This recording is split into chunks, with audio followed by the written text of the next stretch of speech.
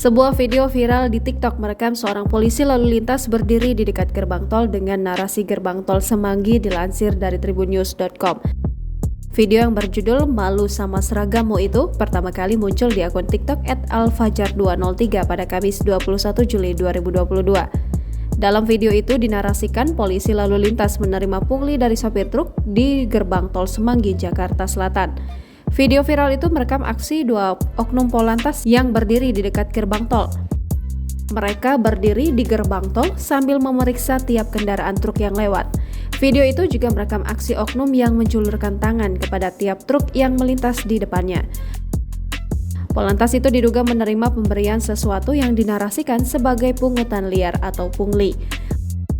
Menurut Kasat PJR Ditlantas Polda Metro Jaya, AKBP Sutikno, pihaknya mengaku mengetahui video viral itu. Sutikno mengatakan pihaknya masih melakukan pendalaman untuk menyelidiki video itu lebih lanjut saat dihubungi pada Jumat 22 Juli 2022. Sutikno juga belum bisa memastikan lokasi terjadinya dugaan aksi pungli tersebut di gerbang tol Semanggi. Pihaknya juga meragukan kejadian itu terjadi di GT Semanggi karena masih dalam proses penyelidikan.